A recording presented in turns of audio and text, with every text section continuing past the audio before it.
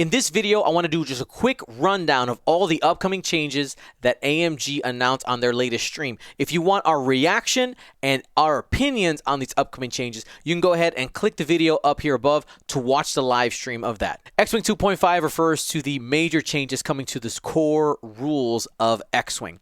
So let's start by talking about when we think these will be going live. According to AMG, they said early February, late January, somewhere around there. I would suspect it to be with the release of the upcoming Razor Crest. They also emphasized during the live stream that we should currently not play these rules until they are released because they will also be coinciding with a new points release for nearly all of the content in X-Wing.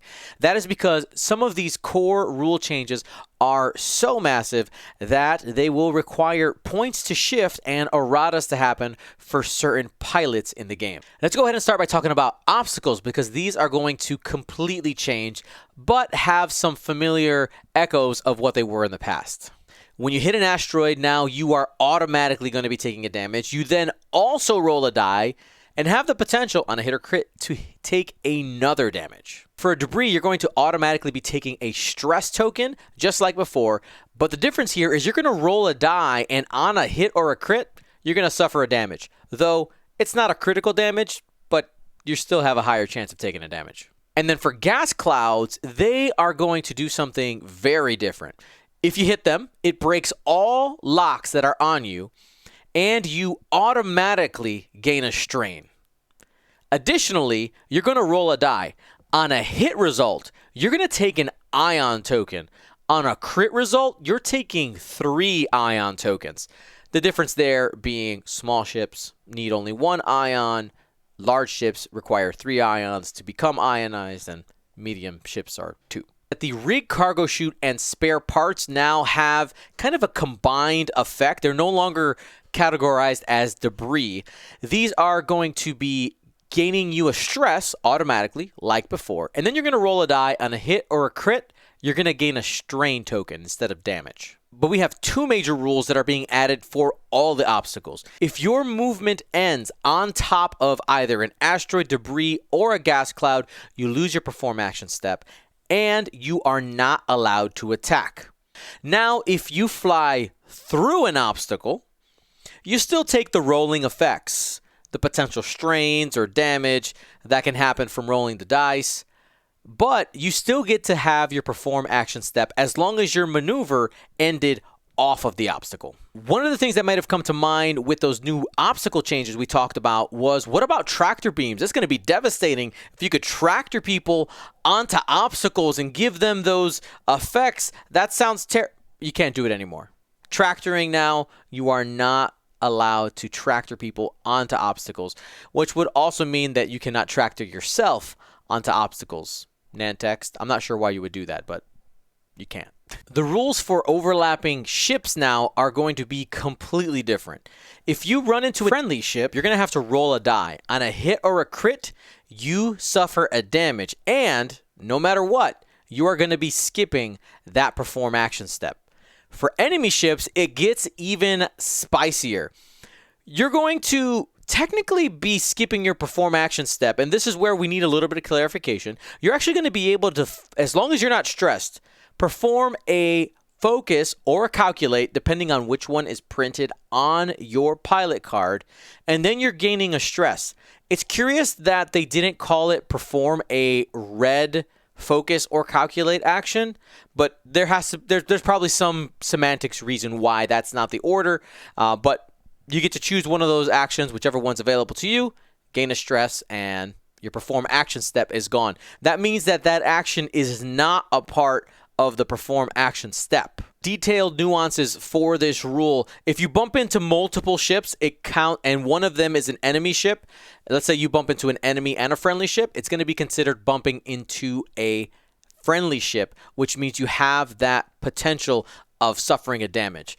Additionally, the positioning of the ship that matters is where you end, even if technically you're trying to fly through a dog pile of ships and you may have technically run into the last ship in the dog pile. It's where your final positioning is, which actually matters.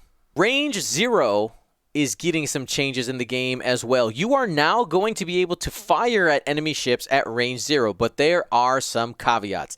That attack cannot be modified in any way. You're not allowed to add dice or results. It is going to be naked dice and nothing else there. Additionally, the enemy ship or the ship who is firing at range 0 at another ship will not be able to modify the defender's defense dice in any way. Let's say you had access to something like juke. You're not going to be able to use that against an enemy, but the enemy is going to be able to spend tokens to modify their own defense dice. Just the attacker basically gets no agency in that attack outside of rolling their attack dice value that's printed on the card.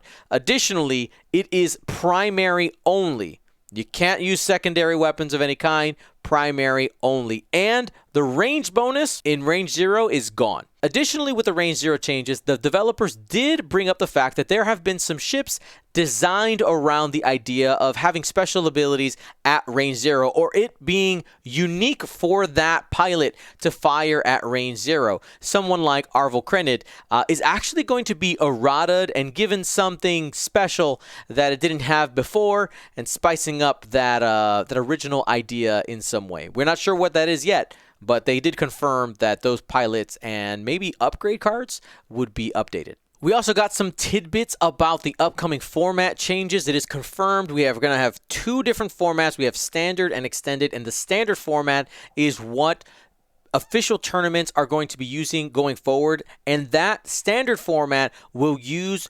2.0 released ships only, which means that any ships that have not been re-released in 2nd edition will not be legal in the standard format. But there's some caveats here. For instance, let's talk about the Hawk 290. The Hawk 290 had its model released in the Fugitives and Collaborators pack, and because the model is available and released in 2nd edition, all Hawk 290 pilots are going to be legal even if they haven't been released in a pack outside of the conversion kits. So, for instance, Torquil Mux, Paylob, all of the Rebel Hawks, legal. And then, of course, extended is everything, whatever you want. No bans. Just go crazy. Now, about the ban list, while they didn't give us an extensive list or even examples, when they were talking about the range 0 changes that are coming, we got to learn that intimidation is on the ban list.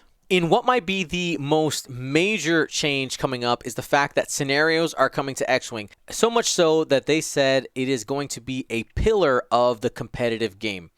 In a casual setting, they said that players can simply pick which one they want, and in a competitive tournament, the scenario being used would rotate from round to round. The goals when creating these scenarios was to make sure that engagement was happening and to make it so that a player would have to build a list for a competitive event that had solutions for each of the scenarios, not just the 200-point dogfight. Now, the normal dogfight isn't going away entirely. They gave us 4 different scenarios that are going to be available at launch. The first one I want to talk about is called Chance Encounter, which they said is essentially a dogfight with a small twist and the scenario aspect turned down slightly, but not completely. The other 3 available is Zone Control, which is the one they actually played on stream. The title that they gave it was Assault on the Satellite Array. They also said that there is going to be a tagging, basically some type of marking type scenario where you're going to be going out and claiming a item and kind of switching that back and forth between you and your opponent. And also that there would be a snatch and grab scenario where you are not just claiming an item, but you're taking it. It's yours. It's mine. I win. Thanks for watching. Gold Squadron out.